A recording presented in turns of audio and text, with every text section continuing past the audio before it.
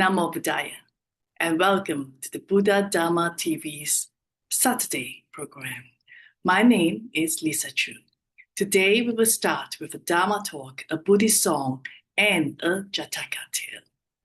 We begin the program with a Dharma talk by a Zen Buddhist nun from Australia, Venerable Chi Kwang. The Venerable is the chairperson of the Sion Center in Kinglake, the chairperson of the Australian Sangha Association and the Buddhist Council of Victoria.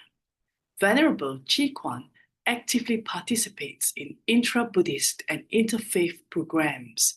We are fortunate to have the Venerable to talk on the topic, Trust in the Heart. The Venerable has delivered the first part of this talk last week on Saturday, and today is the second part of a Dharma talk. Let's mindfully listen to this enlightening talk.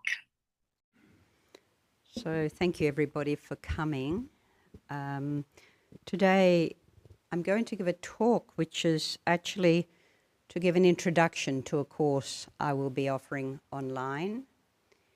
And the talk is about a 6th century monk who wrote, well, he supposedly wrote, it's still questionable, probably the most famous poem in the Chan tradition, and it came out of China. So if you can imagine, written somewhere in the 500s, I think it was 580 something, that a poem is still existing and is the most popular and the most translated poem, not only poem, but text in all of Mahayana and Chan traditions. So it is something very widely read, widely reflected on, for very good reasons. So I want to share a little bit of this today, and just in offering an introduction to what I'll be teaching over a 6-week online course.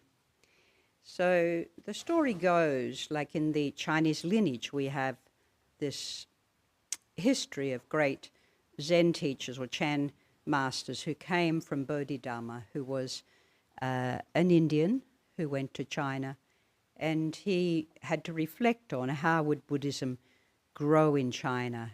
And it is said that he sat for 9 years facing a wall till he had this great realization.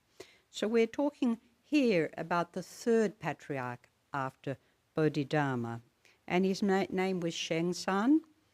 He was a layman at the time that he met his teacher, Daizu Hakui, and he was also very sick with what they believe was leprosy at the time.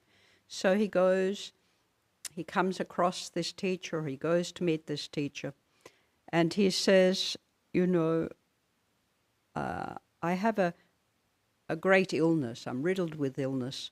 Can you please help me overcome the sins of my past and absolve my illness? And the great Daizu Hakui says, bring me your illness, bring me your sins, and I will heal your illness. Bring me your sins. It seems a common thread that a student goes to a teacher with a problem, and the teacher, through a dialogue, helps to resolve the issues. And so Shensang pauses a long time and he thinks about it and he scans his body, but he cannot find his sins. He cannot find the source of his evil doing, his wrong actions. They occur, but he cannot bring it to the master to say, well, here's my sin. Here's the source of my sin. This is the reason why. And Hakui looks at him and said, well, I have resolved this problem for you. You no longer have this sin. And in this moment, there is a shift in the mind of Shenzan. And in his mind, he instantly has this great sense of peace and faith rise in his heart. And Hakwe says to him, you know, now you should shave your head and become a Buddhist, study the Dharma, find community, find a Sangha. And Hakwe is said, and Shensang is said to say, well, I have found the Sangha in you. But, you know, who is the Buddha and what is the Dharma? And Hakwe says, the Buddha is your mind. The Dharma is your mind. This is what you need to find. This is what you need to discover. So it was at a time that there was persecution beginning in China. There was word out that Buddhists would be persecuted with the change of the king. And the two monks go off and live in the forest, in the mountains. And it's said that Shenshan lived there for 24 years till he came down and found connected with the next great patriarch. And during this time, he supposedly has written this poem, Xi Xingming. And Xi Xingming was written 585, I think it was. And I've taken a translation which is called Faith in the Heart. You know, heart and mind in Chinese, or the Chinese character, but in Chinese language, is the same. If you look at heart, it's Xin. If you look at mind, it's Xin, and it's written in the same way. But the mind here is the vast, complete mind of the Buddha. And the heart here is the, again, vast and complete, compassionate heart-mind of the Buddha. So we have to keep this in perspective. I've chosen, I studied this back in about 1980, 81, when I first came across it, this little tiny book here. And I chose the title, Trust in the Heart, for good reason. Most of the translations is faith in mind, trust in mind, you know, leaning towards the mind as, or the big mind as the mind that we need to come to realize. But I feel it is really, at this time, this need to develop this deep faith, this deep trust in our heart. Trust is a very interesting word, you know. Even faith in Buddhism can be miscued in just a dogmatic belief, or in something that we need to, you know, totally have faith in what we hear, or faith in the teacher, without any evaluating, or without any actually investigating. But here it is something much greater, and it's something that is within us all. Without faith, you are not sitting here in front of me. Without trust in what I might be sharing with you is going to inspire you in some way to deepen your practice, you are not sitting here in front of me. You are not practicing the Dharma. You're not investigating and looking further in how to liberate yourselves. So it is not a blind ideology of Buddhism. However, the faith mind in itself is fundamentally inherent in all, well, they say sentient beings, or living beings. So it's fundamentally inherent within us. If we capsulate that thought within the heart mind, or the heart, the trust in the heart, the believing in the heart, the knowing the heart, then this has a great capacity to instill in us a path to walk towards liberation.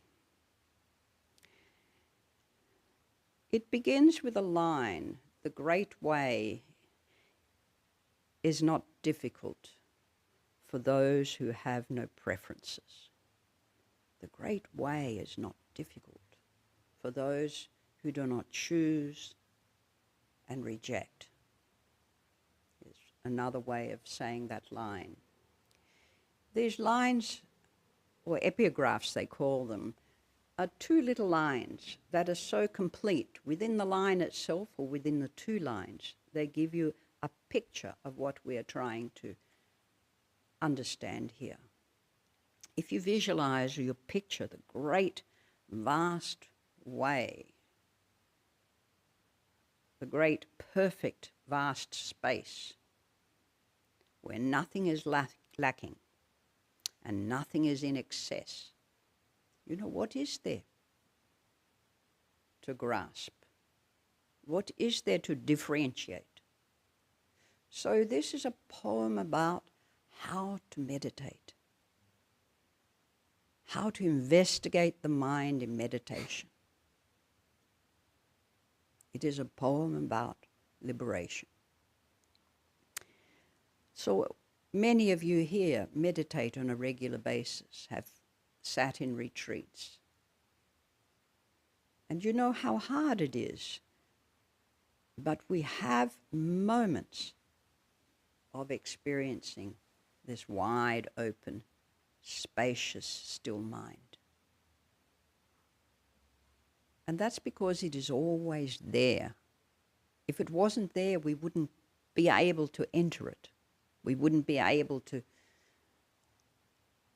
experience it as the Buddha experienced it. I mean, it is even said that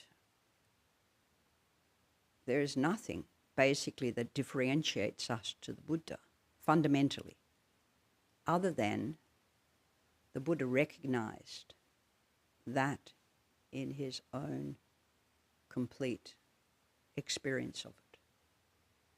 For us, we have glimpses. We touch on it. Moments of that deep peace, that deep trust. And when we have that, something shifts, something changes in us. And we're deeply inspired. The way is not perfect, like vast space where nothing is lacking and nothing is in excess. That is a state of stillness, of deep acceptance. So the first line is, we suddenly enter into this heart of reality. Nothing in excess. What is there to grasp if there's nothing in excess? What is it we're longing for? What is it we're hoping should be different? And actually, if you can experience from your meditation as you enter out of those states of stillness and peace into your life, and you carry it in a seamless way from this moment to the next, you're not thinking about what you need to be going to. You're not thinking about what isn't working here. You're in the moment of it unfolding in a way of relating and engaging and fully experiencing and learning from that moment. Choosing to accept or reject is what we do when we cannot see the pure nature. We cannot see this heart of acceptance fully. You know, we want, most days we wake up with a list of wants. We write down our list, our goals for the day. It sets us off in this pattern of, well, I want to get this done by this time, and I've got to call this person by this time. They better be there, because that's the only time I can talk to them. You know, we have this way, a behavior, this habit of thinking. We all have it. So the unpacking of this is to say, well, this is what we do. What's wrong with it? It's not so much what's wrong with it, is what can we learn out of these habits? How can we unpack it in a way that makes our life a little bit more at ease? Not diseased, at ease, a little bit more free, a little bit more flowing. Most enlightenment experiences in the Zen tradition, I mean, for the Buddha, it was, he said a sentence, a word, and people were in his presence, liberated. Well, it got to usually, it wasn't so quick, so simple, except perhaps in the Zen tradition, where there was a transmission.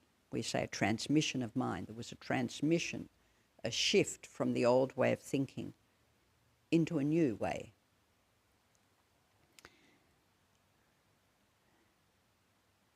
When we sometimes go back to these source materials, so you, as Theravadan Buddhist, you go back into the texts of the Buddha,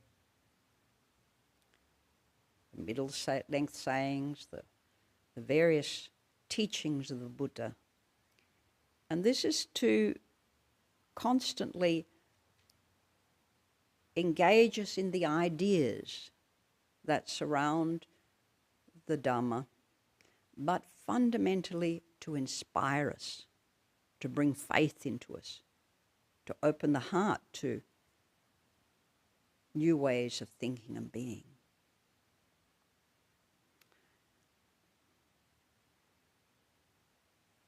But it is not about turning away. It's actually about distilling the way. When we enter into something, we're distilling an experience in that thing. That becomes deeply connected to who we are in that moment. It becomes part of the experience.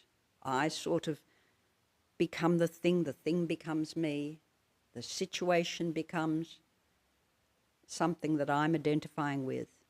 But in that experience, the two extremes fall away. The separate sense of self falls away here, as to the object as something solid, fixed, with an identity. It's never solid, it's never fixed. There's never an identity there. But we have that belief. You're looking at me, you identifying with this. Every one of you have a different sort of identification going on here. Me as the object, yourselves as the subject, or vice versa. We've created in our minds a story. You're creating a story as I'm talking. But it's not the thing. It's not the reality. It says, if you wish to move, this is another stanza, another epigraph, if you wish to move in the one way, do not even dislike the world of the senses and ideas. So it's not telling us to turn away from anything. We have the senses. Ideas are going to continue to flow. They're just part of the mental scandals that happen, you know. They're part of the experience of having this physical, mental life that we're absorbed in. So we're not turning away from it in the sense of a like or a dislike. We are turning into it. It's like the mind observing the mind. The heart observing the experience of the heart. And I'm not just talking again about the emotions of the heart, which come under the likes and dislikes and the feelings. These fluctuate so quickly we can't really often know how to work with them. But I do know that when I'm with people, and I've had a lot of people come recently who have had very traumatic experiences in their life, and they're stuck in them. They've had them from a very young age. They repeat themselves in patterns. They tell themselves the story over again, and they tell others the story over and again. And yet they are stuck in that view, the emotional, psychological view of who they are, as if they're that fixed body of pain. But what I find shifts that is when I enter into it through listening, not through an opinionating what's going on, not through a judgment of what's going on, but when I'm present enough, still enough in myself to be that, whatever that is, in the sense of whatever's coming to me from that person, something shifts. Because there's nothing, I mentioned this to someone in this last week. I was a bit grumpy with my handyman overcutting all the, he tends to cut the camellias and the rhododendrons so we see the trunks, and all the flowers are up in the sky, you know, if we get any more flowers in the next season. And it's a bit of a habit he has. So I was complaining about this the other day, and he didn't say anything. He didn't apologize. He didn't judge my judgment. It was like talking to the wind. He, for me, in this reverse moment, became the listener, accepting his view, his way of doing things, not judging himself, not putting himself down, and not buying into my story, even though it's my property. Well, not my property, but our property. So after about 5 minutes of this, and I'm recognizing this shift, I'm walking in front, and I said, well, maybe next time when we are cutting trees, you know, we can have a conversation. And in a very quiet voice, which as if was talking to myself, I said, yes, people do have different views about how to garden. And the only word he said, the only thing he said was, yes, that's true. He's my Zen teacher. He's the most, I always believe that whatever the karma between us, he's been coming ever since I arrived in Kinglake. And he's done renovations, he's used to fix the car, he does the gardening. So he's actually amongst our community the most popular person on at the Son Centre, because he's so simple and so much equanimity. So I reviewed this last night when I was putting this together, or yesterday. I was reviewing this quality in him, which is based in that equanimity and the capacity to be with whatever, engage in whatever. If I ask for something, we have more than 2 words about it. He says, anything you like, Ji Guang. That's the end of it. Anything you like. In that tone that goes, right. Anyway, so coming back to this line, if you wish to move in the one way, do not dislike even the world of the senses. So it's not about the liking and disliking. It is about entering into this sense world. And I have remembered when I've been with teachers who I have been instantly stilled. I don't even remember what I went to talk about, because in Korea, when you go to see a teacher, you have to go and have something to talk about, and it should be something quite profound in a way in regard to your practice, or very important in regard to your practice. But quite often when I've been with a teacher who has this depth of equanimity and has this illumination, this very bright mind, that the thoughts I hold or the views I hold fall away. We both sit in this spacious, great way, you might say, this spacious openness, where it's very engaging. Every little thing, whether he's making a cup of tea or she's making a cup of tea, which is often what happens when you enter to have a conversation with a teacher, or a tea has been offered, every little moment is vibrating through you. And it's always reminded me from that line, that very first line, the great way is not difficult for those who have no preferences. When all the loves and hates and all the wants and things fall away, we are there 100%. But you will find in your workplace, this happens. Especially people who are working with the suffering of others. They are there fully. If a doctor's not there fully with his patient, things don't go right. If he's not working in an open, communicative space with those who are working with him or her, working with her, things don't go right.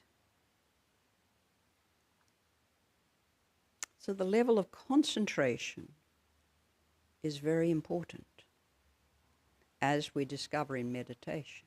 Without the concentration, we're just in the sea of this and that. We're just floundering, trying not to drown in the sea of this and that. It points to opening up an inquiry and an investigation, anew and anew in each moment. With the senses, when they're wide open, it is allowing the present situation to be softened. When we're actually really experiencing an interrelational presence with whatever it is we're engaging in, there is a softening, because there is underneath it, there is an unknowing. Every moment we don't really know. We're just resolving little problems. We're resolving how to do. We're inquiring on how to do it or what it is, particularly what it is. My personal koan or hwadu is called, what is this? What is this, moment to moment? What is this thing unfolding? What is it telling me? What is it saying? But we're allowing that situation to soften with a more compassionate heart.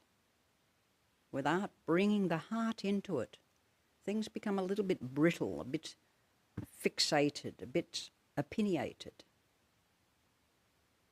When we come into it with a gentleness, with a softening of the heart, with compassion, then we are curious, we are kind, we are loving.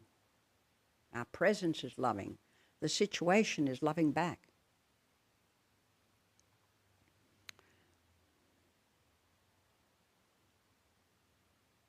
And the judgments and justifications and the wants tend to be minimalized.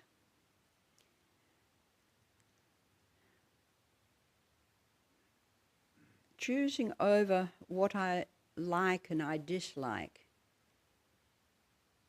in a daily way, I think has been somewhat refined, because I have to do many things in my day.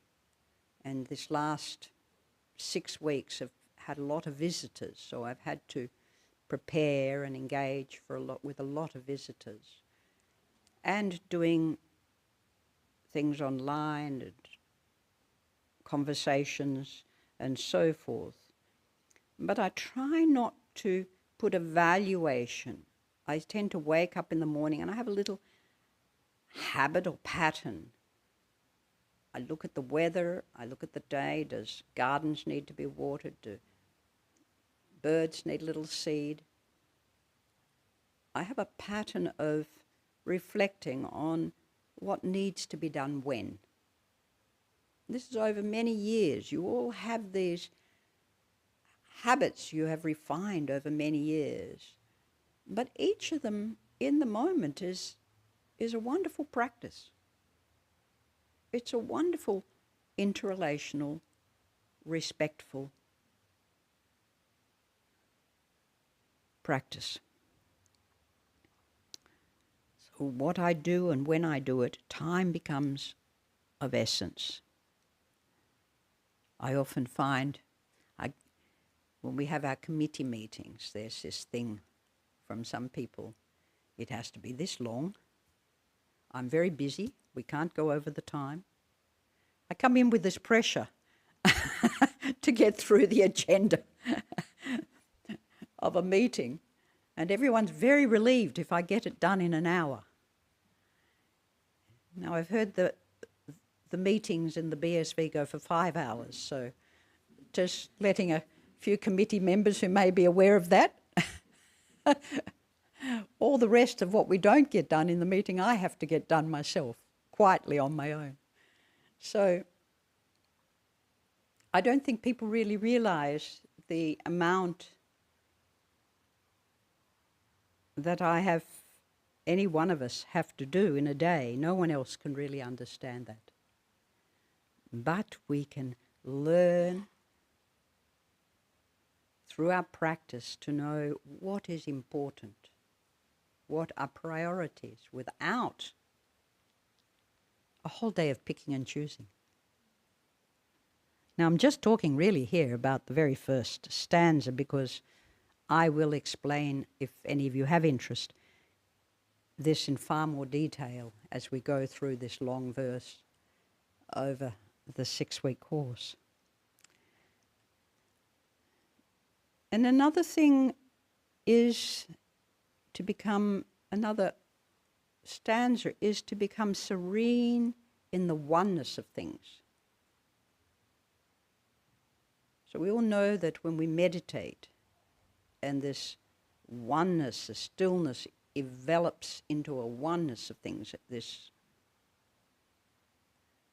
lack of disconnection, this full interrelational situation, then a sense of being that. Great Indian sage says, I am that. I am that. He's talking about the oneness. There's not a separation there. That, I am this, this. But when we cling to our views, our aversions, our entanglements, our erroneous thoughts and dreams, that gets further and further away. You become very distant in this moment. So, learning to grow in trust and in faith, the heart-mind is capable of responding to anything in an appropriate way. The Buddha always had the appropriate teachings for that person in that moment. They probably weren't even repeated. When you go through the dialogue, this happened, he would, through his meditation, connect with someone who needed help that day. I've often thought about the young weaver and the Buddha. She appeared to him in his meditation his early morning meditation. He had different times throughout the night and day. He had different experience of teaching in realms and teaching people. But he would see early in the morning who it was he was connected with. And he could see this young girl who was a weaver was not going to live out the day. So he went to visit her,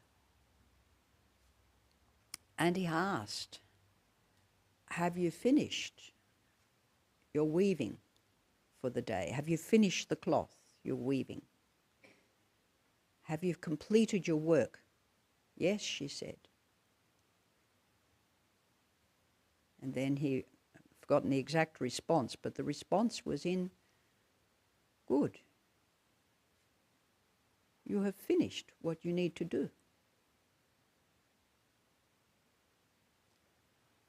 Last year, I've mentioned this before, one of my brother monks passed away very suddenly from aneurysm.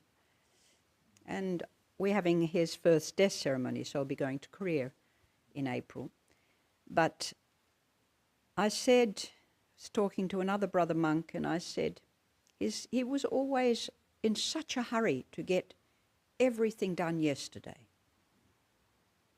So he was planning, he was always working at such a pace for the community. Even when he was a hermit, he was growing vegetables for the community, seeing so many visitors, planning various things for the building and the temple, even before he became the master. But he didn't stop as the master. He still did all the things he had to do as a master, but continued, in a way, grasping to all the things he had done in the past. So his passing, I think, was very, very sad, but it was at the same time understood by the monks,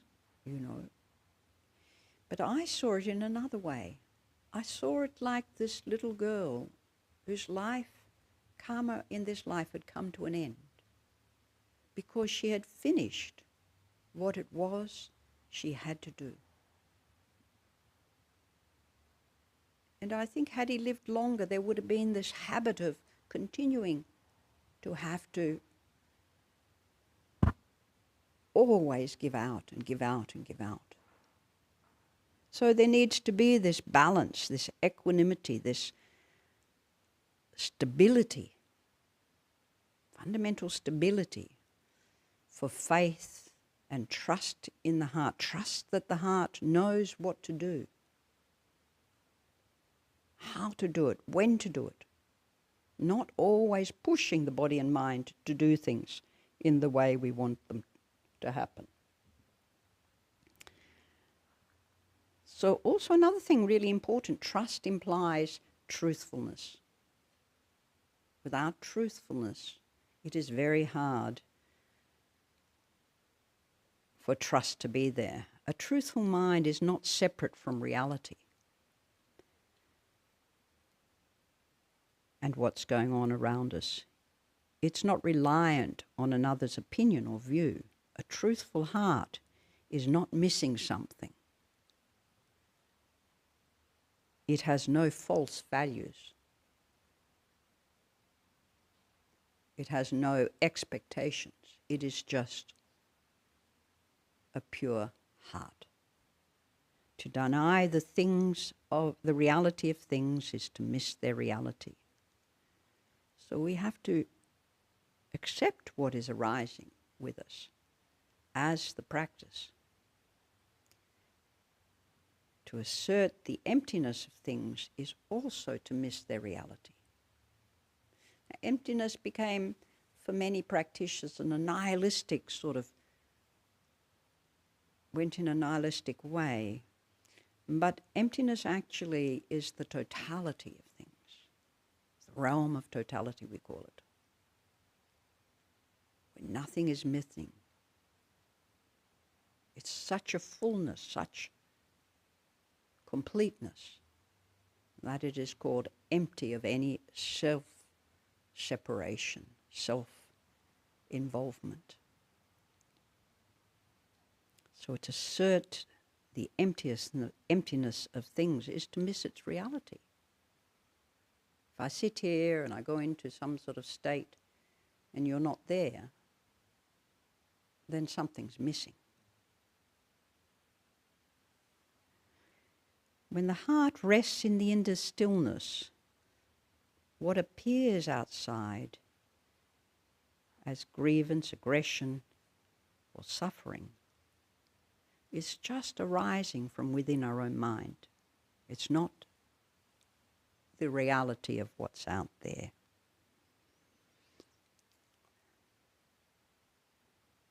So to deny the reality is to miss the reality. To assert the emptiness of things is to miss the reality. Having no preferences and no opinions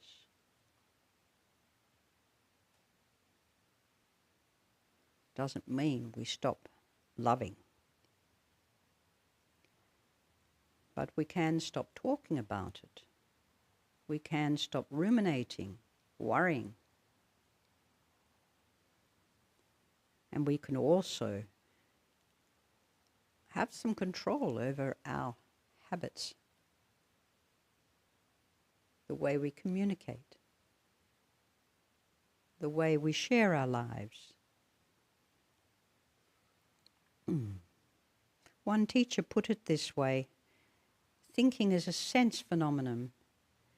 We have preferences and opinions, but in this verse they are not obscuring reality. And we are capable of being mindful of the mind itself, or mindful of the heart, its motions, its feelings, but not entangled in them. Still we can be dismissive of our own respective inner lives regarding challenges that come with being human beings. If you wish to move in the one way, do not dislike even the world of senses. It's an enlightened poem on how not to get caught up in the objections and objectifications. It's the world of our senses and engaging in them fully, beyond the duality of wanting and not wanting, liking and not wanting and liking. The poem is about liberation from a dualistic perspective on seeing the world and ourself as separate. There's little there's a little verse here, to come directly into the harmony. To come directly into harmony with this reality is simply to say, when in doubt, not to. In this not to, nothing is separate and nothing is excluded. Again, this is the level of equanimity.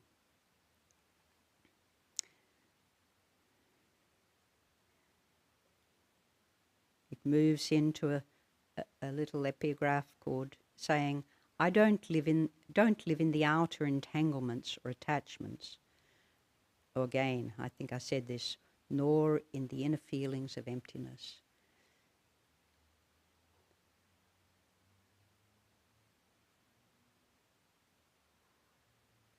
They sort of go together, really. When we have an attachment, or we have... Well, there we go. We're all on the road somewhere. When we have an attachment, there is also a sense of an emptiness. There's longing. We haven't quite got there. We have a longing. We're wanting. We're trying to get something. And in that there is quite an empty feeling. And this is not the big emptiness of awakened emptiness. This is the small feeling we're lacking in some way. We don't have something. Chinese master, the famous master, Mao Tzu, responded when asked what is mind. he said, mind is Buddha. The mind is Buddha.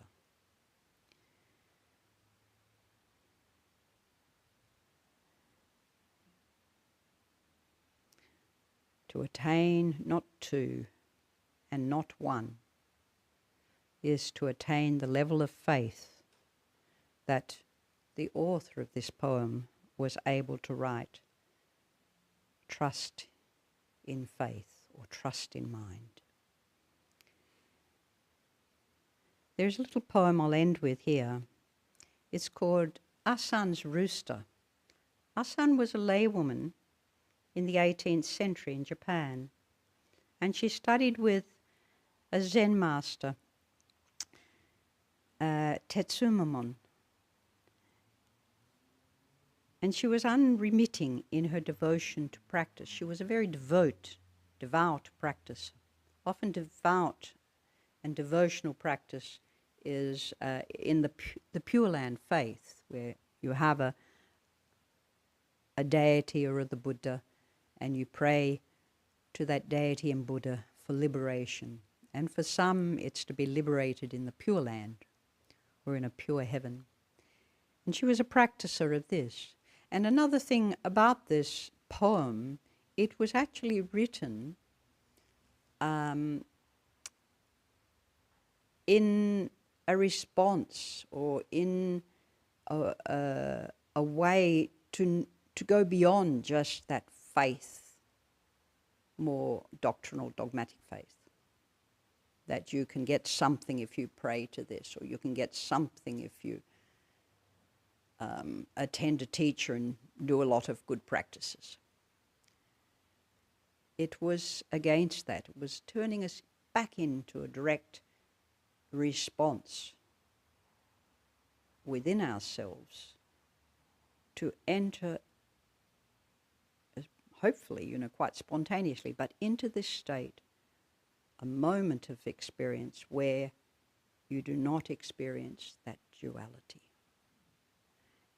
And so she has this experience.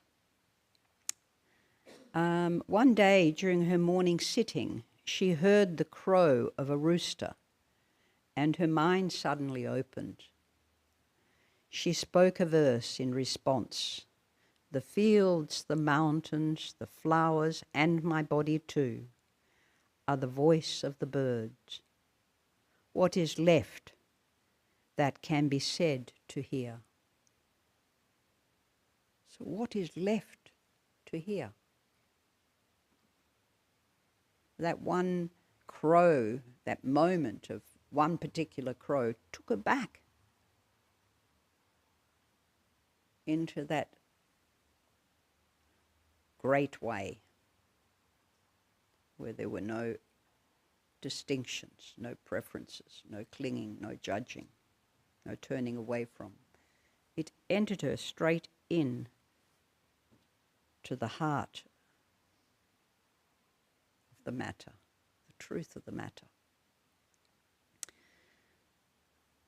So it's a little bit of a doctrinal talk, I guess, in some ways, but it's a wonderful teaching, and it's a teaching that I go back to often.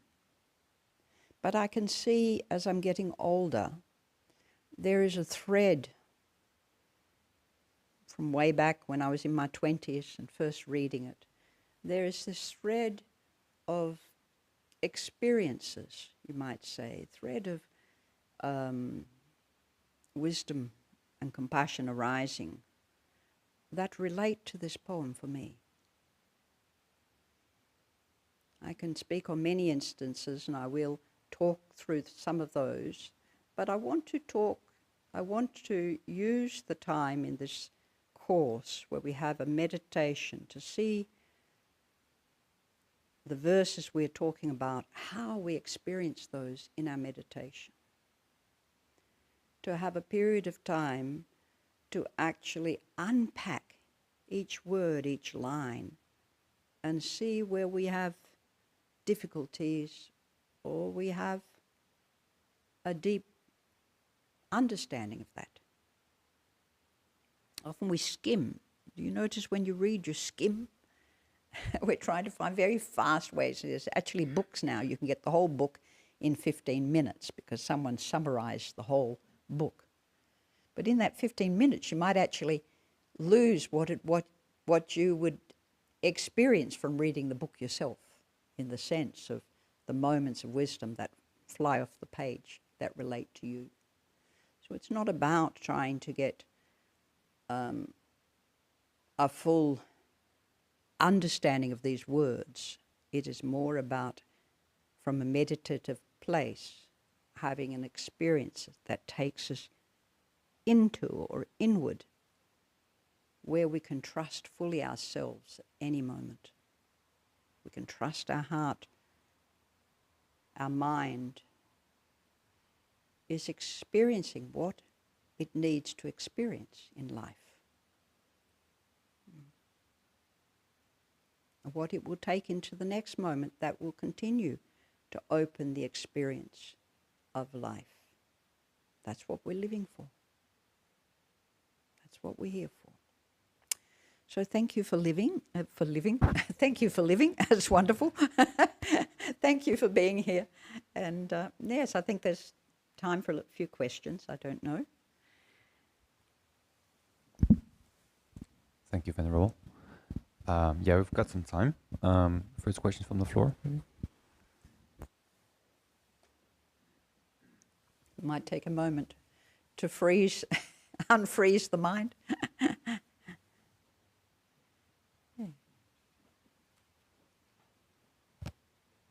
Questions always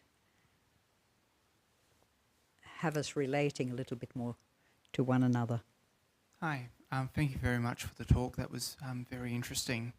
I do have a question. I guess, what would you obviously, the teachings you're talking about in this case, they come from a poem.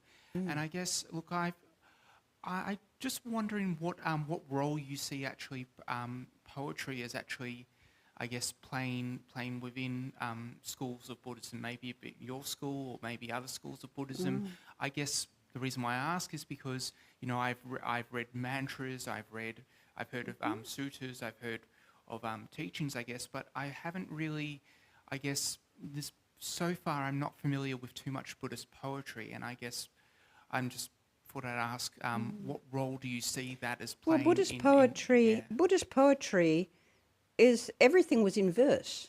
It was originally chanted. Yeah. Everything from Buddhism is really poetry in a way. It was in verse. In the Tibetan tradition, it's full of verse, full of poetry. You know, we might read it as a text because it in translation it may not have that sort of poetical sense to it. But actually originally this did have very clear poetical stanzas, you know, from in its original Chinese language. And most Chinese teachings, everything, even now in Korea, you know, when you have the formal Dharma talk, the first introduction is a poem. So all through Asia, I know poetry is part of the teaching, but I think it's part of all of Buddhism. You know, if you go back into the Therigattas, they're all poems. You go back into the, you know, the verses of the nuns, they're poems. So you don't go very far from, because they're succinct. You know, you're trying to get to a truth in a very succinct way, in a very clear way. So again, it's something to point directly to your heart, or to manifest directly within your heart. You know, we have this Zen teaching which is more pointing to the heart of the matter.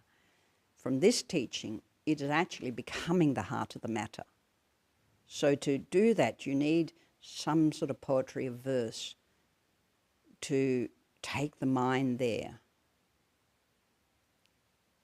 You know, in modern day verses, you know, you have a lot of great poets who I often quote, you know, other poets, poetry, because I think, again, they speak, you might say, in a modern day Buddhist language.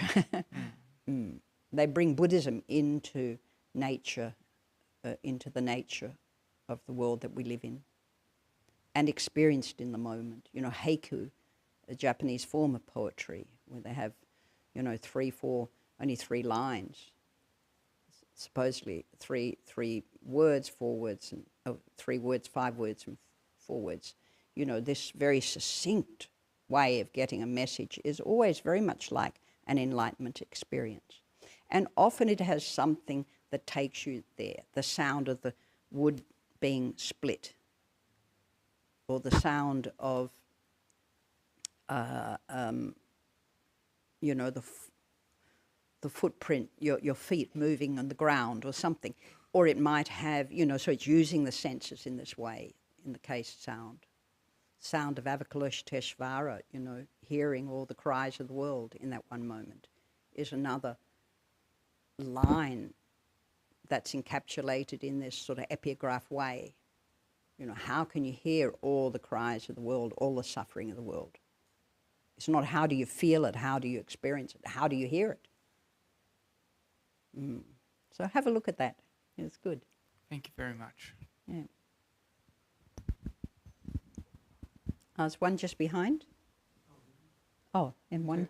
Yeah. Let's take one One online. online, yeah. Question from online. Stories can convey meaning. I sometimes view my life as a story, and it gives my life meaning. Is there a way to find meaning in a life in a different way? Well, life is about, you know, I think my talk has really touched on this, you know, how to live a way that you come to a deep realization, a deep truth, is how to really find the greatest meaning, how to be liberated. Experiencing liberation is the greatest meaning on how to live, because it shows us what is really very important fundamentally. Everything becomes alive and becomes, you know, a truth. Coming back to that word, why truth is so important, or truth or faith, or believing in is so important. It's because these are fundamental to all of us. You know, it's not a separate, I have this truth, I own this truth. No. The Buddha's truth is a truth.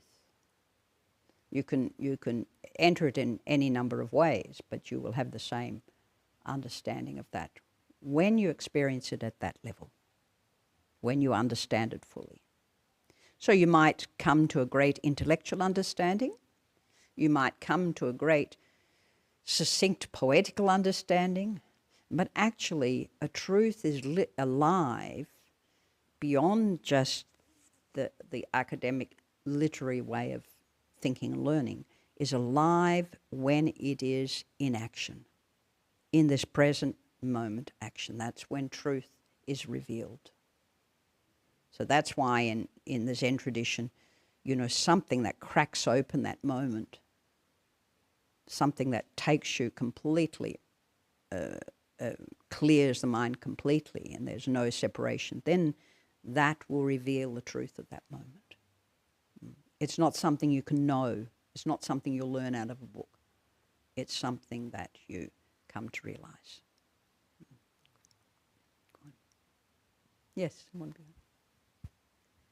Thank you, Venerable. Nice to meet you today. So I have a question regarding the toxic situation or people. So how to handle toxic situation or people when you cannot avoid them or that particular situation completely? Well, you can only really handle the toxic situation of people through your own mind. If your own mind holds on to the negativity, to the aversion, to the anger of your experience in relationship to others, then you have to do a couple of things. One is you have to either separate yourself. Not all people are toxic, and toxic people aren't always toxic. They have toxic moments. They say or do something that offends you in that moment. But this poem is telling us, you know, the offense itself is not the problem. What we do with it is the problem. You know, how we react to it. We usually react to it with aversion. We usually react to it with fear. So there's no trust going on. Trusting that in that moment, you know, it's like looking at somebody like the President of America. You know, it's very hard to, rationalize what's going on here. It's an interesting thing how power can play such. But if we always react to it with tremendous aversion and anger, the one who gets hurt is ourselves. If we learn to try and have a very big mind around this and say, well, this is happening at this place at this time, if you can't find a way in yourself to make some differentiations here, something that improves your state of mind in relation to it, then you have to separate. Thank and you. work with what you can work with. Yes.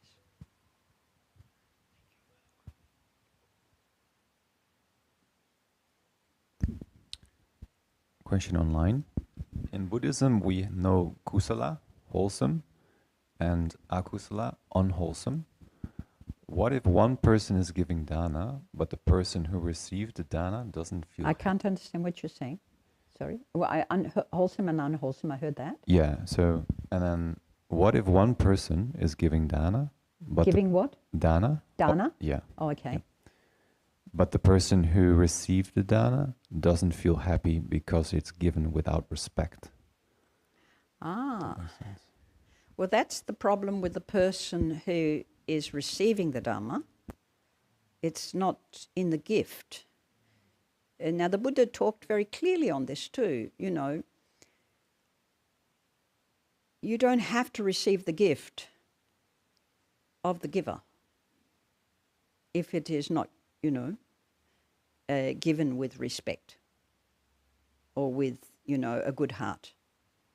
But also, as the person who's giving the dana, the act ends in the giving.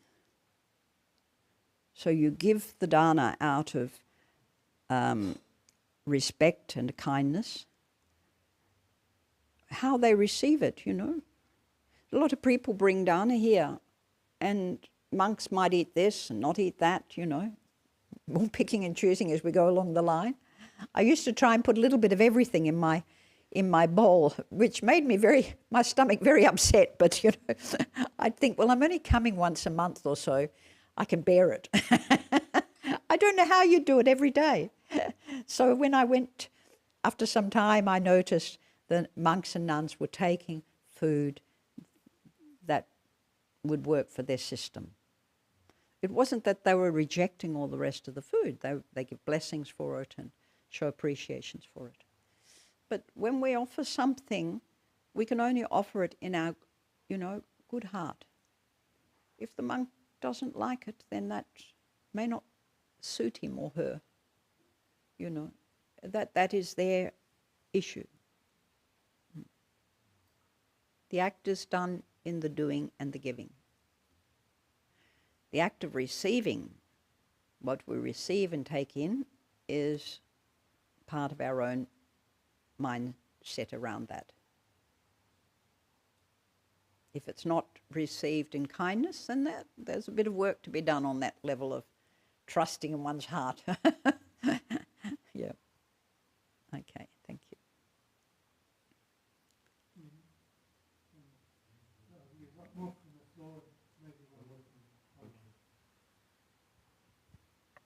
Thank you again, Chikwan.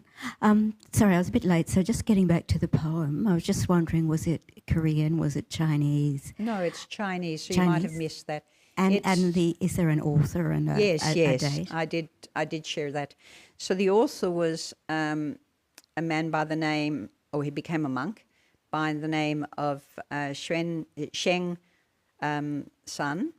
And Sheng San, he became, after he had this sort of meeting of this second patriarch and became enlightened, he and the teacher went away, lived in the mountains for a couple of years, and then the teacher went his way, and Shensang stayed on in the mountain for 24 years. And he he is not known to have written other material, of given a lot of Dharma talks, but he did meet the next, who became the fourth patriarch, and there is a lot, there's various, there's not a lot written about him, but there is various very, very well-known texts that respect what he did, yes. And what year are we? We're talking about, so in the 6th century, 585, he met his teacher. And somewhere in that time he wrote this poem. Fabulous, thank you. Yeah. Just for anyone interested, we did put a link to the poem in the YouTube, so you can always go back and click on that. Yeah, thank you. Okay. Last question online. Should a Buddhist confidently discuss future plans? I have heard monks and nuns say they will do this, build that, or travel here. How can anyone say that they will perform any future act? Yes, so I mean, you know, even though we're talking here about these succinct moments, these very pure states, we are, as humans, always planning. Sometimes when we have too much freedom, you know, our plans are big, and monks can, you know, want to travel here and there.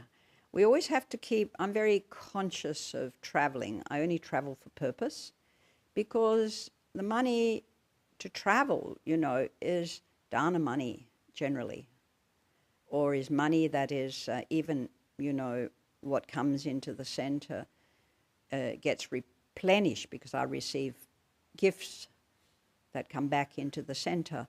But I'm very careful about, well, I don't get very much money, so, you know, very careful about any dana that is offered and where it goes. It always has a very clear purpose. Sometimes when we're not out there in the workforce earning in that way, we may feel an entitlement in robes to receive, or we may feel an entitlement to have freedom to plan and travel here and there. It needs to be, we need to be very conscious about the dana given, its purpose, and, you know, often they buy a ticket, so that's very clear. For a monk, they're not. But I do think spending a lot of time dreaming our life away is not so useful. A lot of time, you know, making plans somewhere else because this isn't working or this is boring, or, you know, I only have a limited time, and monks sometimes only have a limited time to stay in a place, so they have to travel. And they travel to teach, to support their temples, to support their community monastic, especially for senior monks. So planning is a part of what we do. It's not how we do it, again, trusting in the heart, trusting in the mind to do the appropriate, you know, for everyone, everything that's related to that situation. We are connected to every single act that others are doing with us or objects are doing for us. So how are we going to act? How are we going to relate? You know, what's the purpose of travel? It has to have purpose. Thank you, Venerable. So it's time for some announcements. But firstly, so if people are interested in the course that you're teaching online, how do they find out about it? Okay, did you put a poster up, Langdon? Oh. Okay, well, I'll go and do a print then. I want it up because otherwise we've only got a week. It's starting next week. If we were starting a week later, we would have had a little time, but the committee wanted to start this next week. So the best way, there is one online, I believe. I'll try and get a poster in here. It's what you have to do is the poster says everything. It's very clear about how to enroll. And once you have enrolled and put in the dana, which is, I think it's $100 for $120 and $100 for concession. So it's not a big price for 6 weeks, and you get a lot out of this course. But it is just a token to try and help the centre. Then you email me, which the email is on there, and I will send you the material and the Zoom link to join. So the Zoom, it'll be one singular Zoom link that will do for the whole 6 weeks. Yeah. Okay, thanks very much. Yeah, sorry. Yeah. Okay, sure. Oh, can you? Yeah. Okay. That'd be great. Thanks. Thank you, Langdon. Yeah.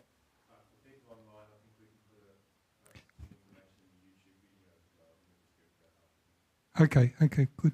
Yeah, great. And let's just continue on with that theme just for a moment. We have at the back of the hall a box for donations. So those who have the capacity, please consider donating for Venerable's travel time and her other expenses. Okay, so the general announcements. We have our Ajahn Brahmali retreat. So the registrations, this runs from the 17th of April, which is the Thursday night before Good Friday, just to put into the Easter context. So it's a 7-day retreat, so 17th to the 24th of April, and the registrations of those is now open. Excuse me. Okay. Just a note in regard to the need for volunteer caretakers. One of the obvious side effects or sort of opportunities arising from the retreat centres that we need people who might be interested and spend some time up there as volunteer caretakers. So the residential roles up there offer free accommodation and board in exchange for a number of hours work each week, somewhere in the order of 20 to 25. Today, it's a hot day. For those of you who can still manage it, however, we have a Kalyana Mitta cleaning day. So those who are able to stay and do some work will start around about 12:30. Now, just to change, this weekend, a number of people up at the centre in Newbury moving things around. So coming next Tuesday morning, the lunch dana offerings will now take place in the retreat centre. So the dana offerings have moved from what have now finally seems to become the nuns' quarters and will move across to the retreat centre. So the committee would like to thank all of those who've been working on this transition plan over the last few months and the move over the last few weeks. It seems like it's finally got there. Now, in regard to our teaching program, tomorrow night, Ajahn Sadhara will do Monday night meditation. The Tuesday night meditation, Sandeep is breaking, but Srijit, I think, will be leading the meditation tomorrow night, but that's a silent meditation, largely. We have Make Meditation a Healthy Habit, Monday to Friday nights at 7 p.m. Melbourne time, 20-minute monastic-led twice a week. And then New Day, New Mind, for those of you who can get up any time early, you can start at 4 a.m. if you're super keen, 4:30 to 6:30.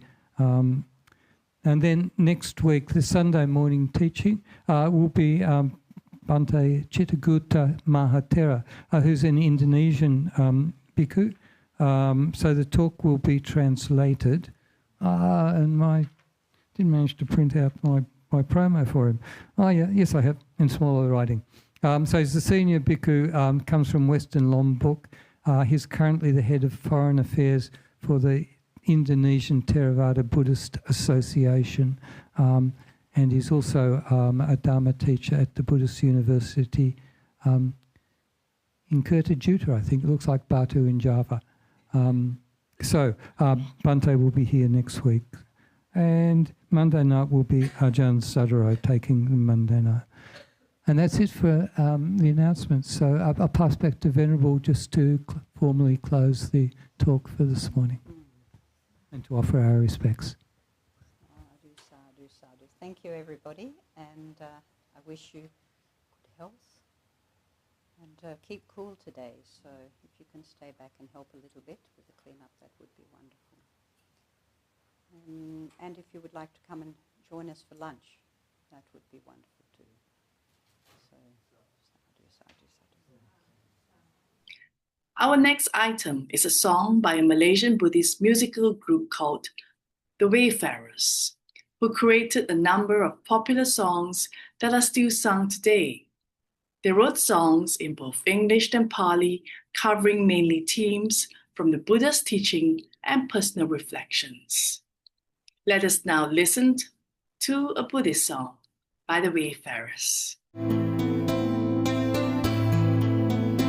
Lord Buddha speaks to me in essence, Lord. My child, look up and learn the truth I show.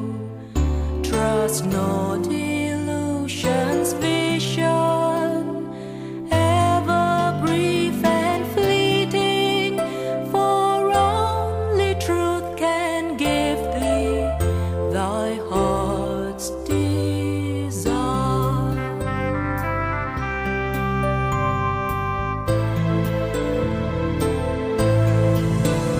Lord Buddha speaks to me when sin holds sway, when passion's fire rise high and help seems far away. Fear not, for I have conquered passions fierce and raging. Tread thou the path I show thee, therein lies peace. Now it's time for Jataka Tales, which is a large collection of Buddhist morality stories whereby Buddha recounts some of his past lives on his journey towards enlightenment.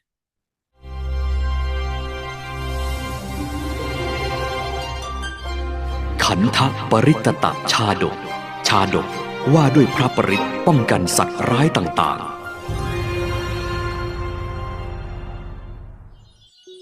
ในสมัยพุทธกาลเมื่อครั้งที่พระบรมศาสดาสัมมาสัมพุทธเจ้าประทับอยู่ณพระเชตวันมหาวิหารทรงปรารภภิกษุรูปหนึ่งตรัสพระธรรมเทศนานี้ ครั้งนั้นมีภิกษุกลุ่มหนึ่งกำลังช่วยผ่าฟืนกันอยู่ที่ประตูเรือนไฟ อ้าวเร่งมือกันหน่อยนี่ก็ใกล้เวลาทำวัดเย็นแล้ว ก็เร่งอยู่นี่ไงเจ้าเองก็อย่าชักช้าล่ะ ในขณะที่ภิกษุเหล่านั้นกำลังเร่งหาฟืนอยู่นั้น งูตัวหนึ่งที่กำลังหลับอยู่ในร่องไม้ผุได้ยินเสียงผ่าฟืนก็ตื่นขึ้นแล้วเลื้อยออกมาจากไม้นั้นแล้วตรงเข้ากัดที่เท้าของภิกษุรูปหนึ่งมรณภาพทันที น้อย งูกำลังหลับกำลังนอนน่ารำคาญจริง แบบเนี้ยต้องโดนดีนี่แน่นี่แน่ โอ้ยช่วยข้าด้วยข้าถูกงูกัด ทำใจดีๆเอาไว้เดี๋ยวข้าตามคนมาช่วยลืมตาสิเจ้าอย่าเพิ่งตาย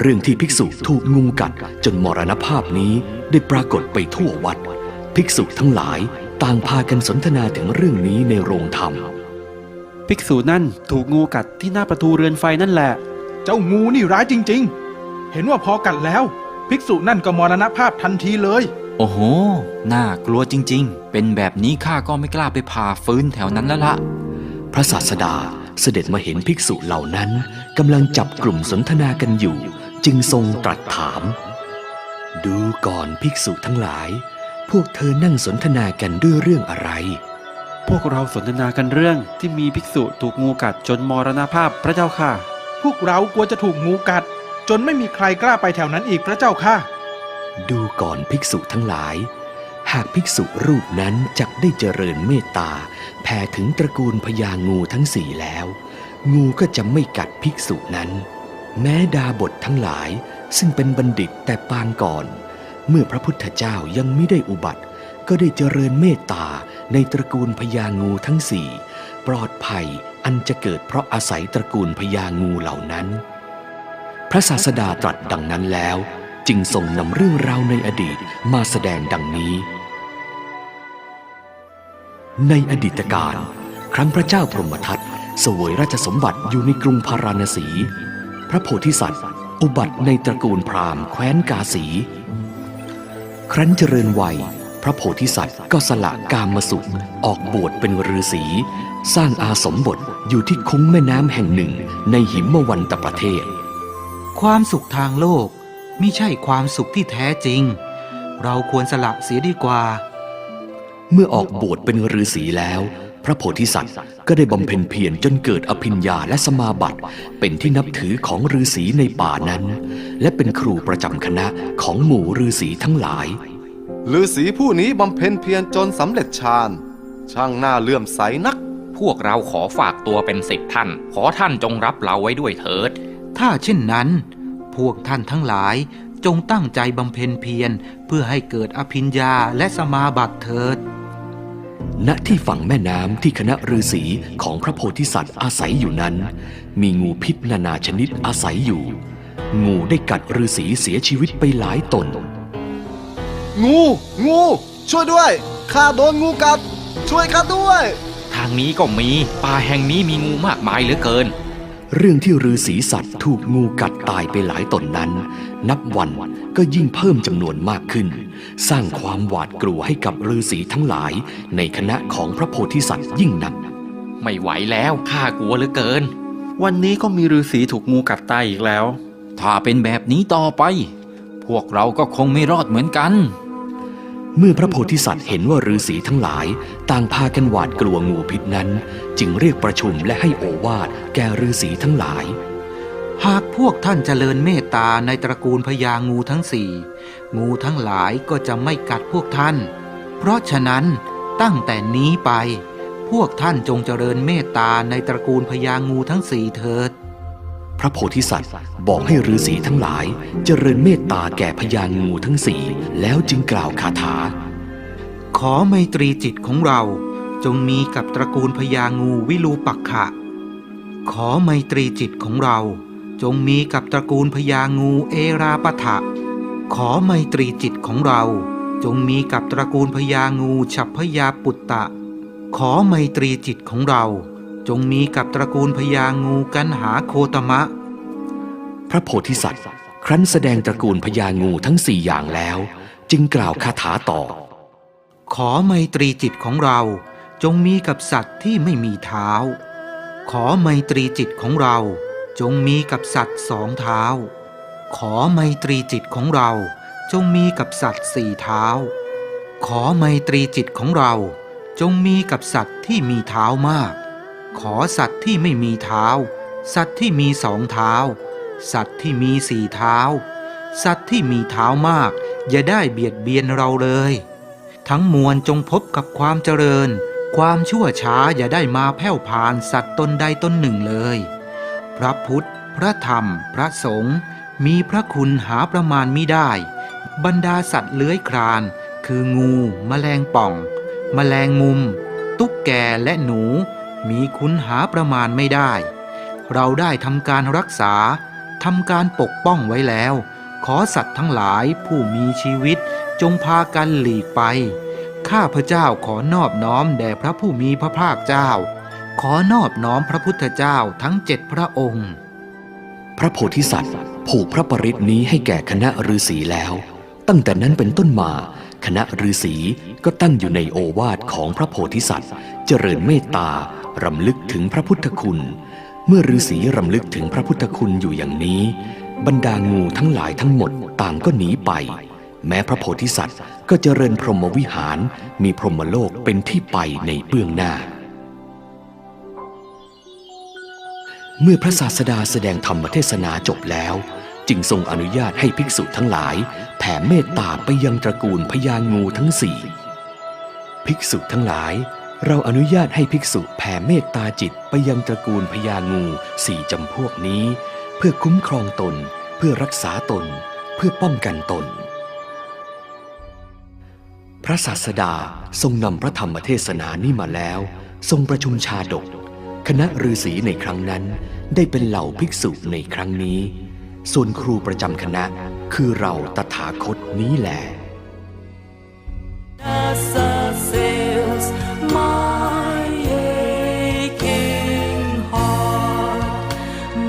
Child, my feet walk